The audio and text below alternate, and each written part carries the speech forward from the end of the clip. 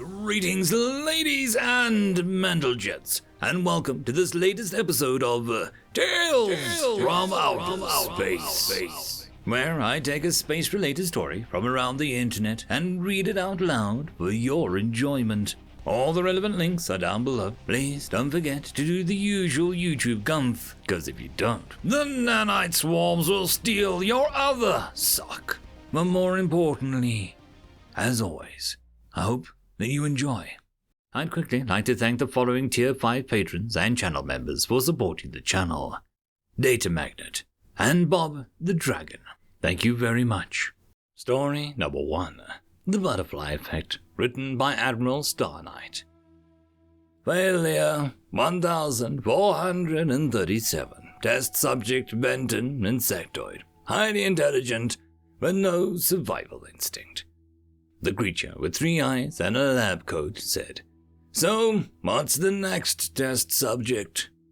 The 3-eyed creature liked to call themselves the Genitaeans, intelligent-minded race that excelled at the scientific world. Only problem is they had no limits on what they would test. All kinds of legal and economic smackdowns had come at them, and every time they would shrug it off and find some way to do what they want. This project had yet to reach the light of day. It was an intelligence gathering on other races. A single being of each race was selected and shipped to a facility in cryosleep. As they went through the list, they took one, put it on a course with many sectioned rooms, and told them, "An AI runs this course and is hostile to living life forms. Get to the end of the course and destroy the AI's main core and you will walk free." And then would tell the AI, "The life form we are setting free in the course is trying to destroy you. Protect yourself at all costs." Then the Genations would drop a being in the course and watch them go at it. Now, one would think that the AI would wise up. It was quite smart and creative, but it was quite stupid in a few respects. And it didn't help that if the test subject died in the course, its memory was reset to just before being told that the being in the course was hostile. "The next one is human, ready to be released. AI has been conditioned. This one is of a male gender fit. This one might pass the test." One of the other Genations gave a snort and shook its head, not believing. "Release the subject." They watched as the door opened and the human walked out. The first few rooms were designed to give most sentient beings a sense of ease and make the AI nervous. The AI had no control in these rooms, which are simply filled with rocks, dirt, grass, trees, respectively. Most beings powered through these rooms, but the human seemed just to walk along the edge of the room, looking at every nook and cranny, and studying the cameras high on the wall. There were 2, one for the Genations and one for the AI. The human eventually moved on, but unlike some races, didn't yell or claw at the door, just walked on, carefully watching his surroundings. After a few days, the Genations decided that the human race was boring. The male human was too careful and stopped all the time. In the dirt room, he just sat around for a few days, eating the food dropped into the room, and drawing strange glyphs in the dirt. When he moved on, he stayed to the tree room for a week, taking a branch of the tree and drawing more things in the exposed dirt and bring the stick with him. Then, something strange happened. The first room where the AI controlled the temperature and humidity of the room, the first room where it usually tried to start killing the test runner. The human had looked unbothered, and the alien scientists had checked to find that the AI had not touched the controls in the room. Some wanted to check the AI for faults, but a couple were convinced this might be a new strategy and let the AI be. Days turned into weeks, and still the AI did nothing as the human walked into room after room. One where the floor fell away, the floor stayed intact. One with turrets that pop up barriers, all silent. And all through the test, the human would draw things when it could, scratching into the walls or rock on rock, tracing shapes. Was that a human habit? Was the human going stir-crazy? It didn't seem so. He often cleaned himself in water when it was present, even though half the time the AI could flash heat the water and boil his skin off. and slept soundly, without the thrashing other races had with the nightmares. Was the AI broken? Sometimes flickerings of holograms could be caught, always out of sight with the Genation's camera though, and only when the human was drawing. Psychological torture perhaps, but afraid their interference into the test would throw off the results, they let it be. Finally, the human reached the last room, the most dangerous room the AI could control. It had turrets, laser barriers, and passageways to cages of wild animals and insects, vents to pull out or put in air and gas, and even could be flooded. But the human walked across unscathed. The Genations could take it no longer. One activated the speakers into the room and spoke, "Human male, why have you managed to get this far? The other races, bigger, stronger, have perished before this." The human smiled up at the camera the Genations were looking through before looking over at the other camera belonging to the AI and took out a rock, scratching into the floor a shape. It almost looked like an insect with two wings, a body, and an antennae. It wasn't terribly accurate, but it had a childish feel to it. The human didn't answer, but he didn't need to. A hologram suddenly popped up on the wall of a Terran butterfly. He began to scratch something else and a couple items flickered up in the hologram.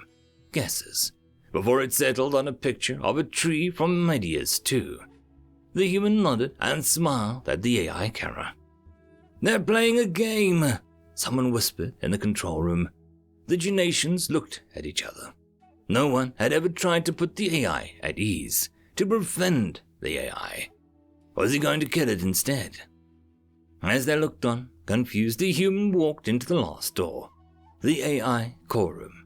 He had scratched one last thing, small and hard to see on the floor. The Genation zoomed in. It looked like a human skull with the necks under it. Poorly drawn, really, with an arrow pointing towards their camera. What could that mean?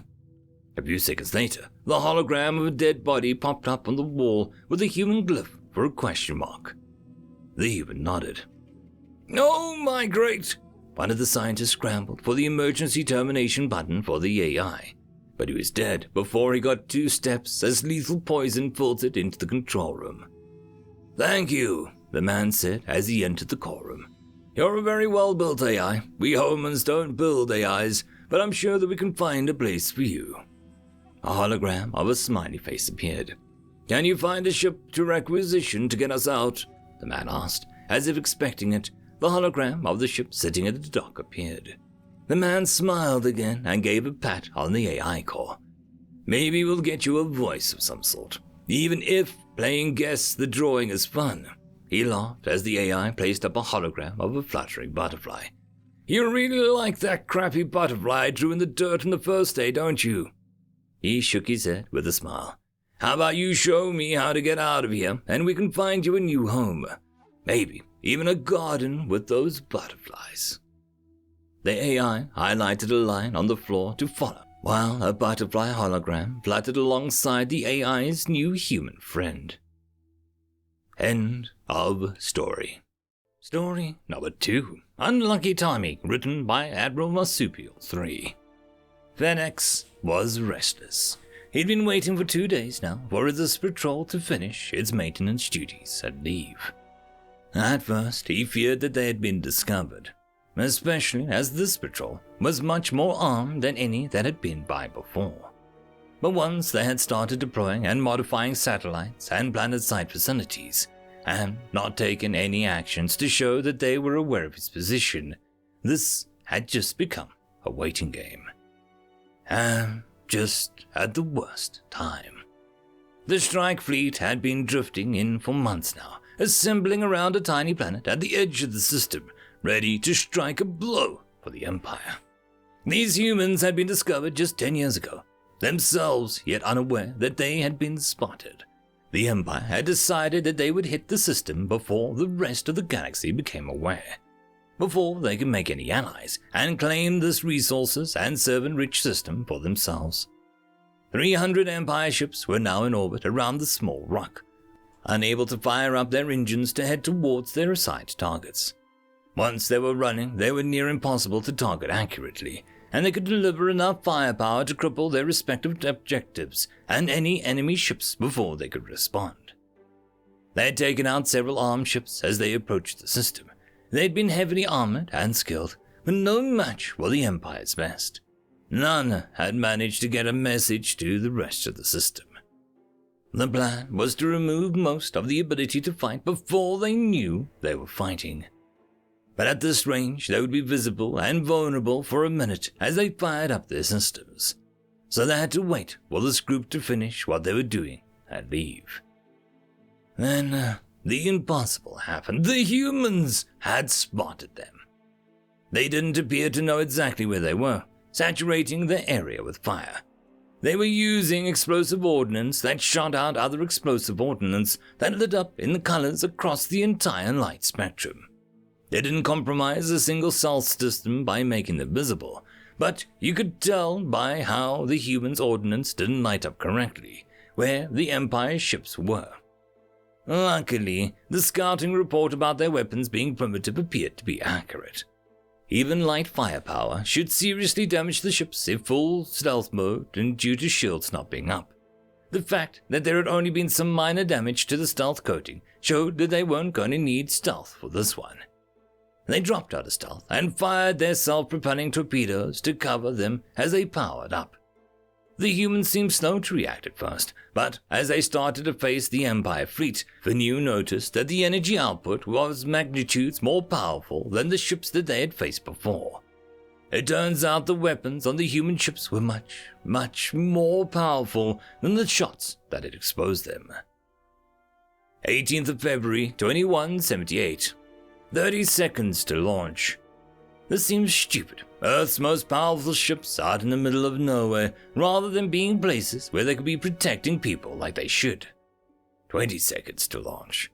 But the eggheads had insisted that this had to be done, and that many top scientists aren't going to the edge of raider space, with that many explosives without a serious military escort. Then the suits decided that it would be good PR, at least if any raiders did try. With 200 of Earth's best ships around it, it would be the shortest fight ever. 10 seconds to launch. 100,000 tons of explosives, all because of a lump of rock 5 billion kilometers from Earth had orbited the sun once since its discovery. Launch! The entire crew watched the multicolored explosions begin and shouted as one. Happy birthday, Plu! What the f*** is that? End of story. And that, my friends, concludes this video. I hope that you enjoyed, and if you do, please consider supporting the author, even by popping over and leaving a thumbs up or a nice comment, just to show your appreciation for the story. However, if you wish to support this channel, there are links down below which will help immensely. I will see you all in the next one, and until then, I hope that you have a fantastic day. Cheers.